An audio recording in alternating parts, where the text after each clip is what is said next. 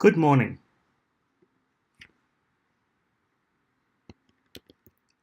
This video contains a real-world example of using fibers to solve a problem and provides a comparison to coroutines.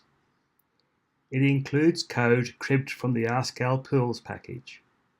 Every pooled game object has a MonoBehaviour attached. When the game object is disabled, it returns to the pool for reuse.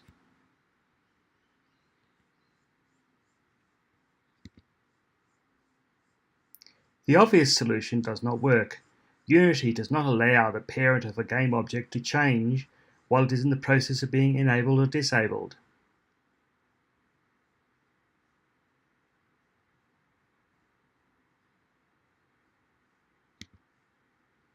The classic Unity solution is to select the parent in Update.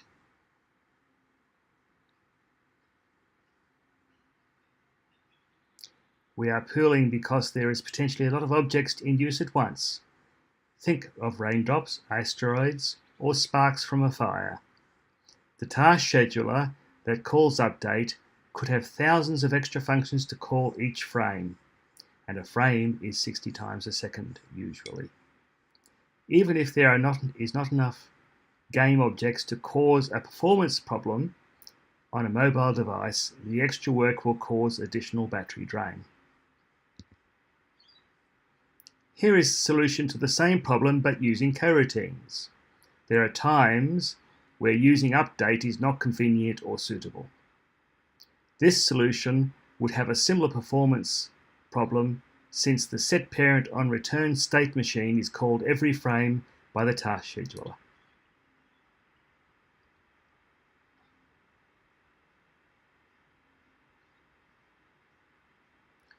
Note that we use coroutine running to make sure that there is only a single version running.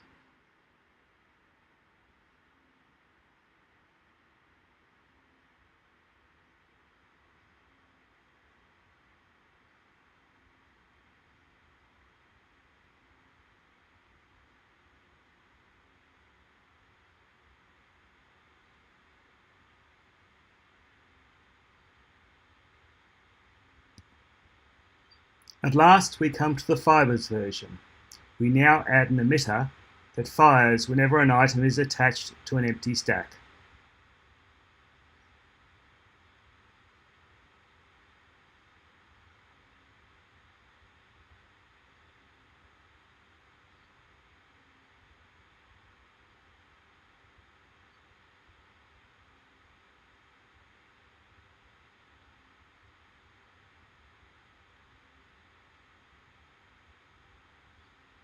By checking that count equals 1.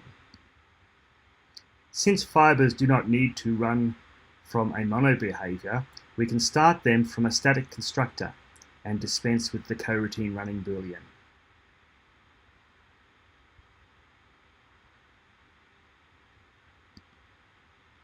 The fibers command is an infinite loop that cycles only when there are game objects to pool. The wait for command will continue once the emitter fires on disable.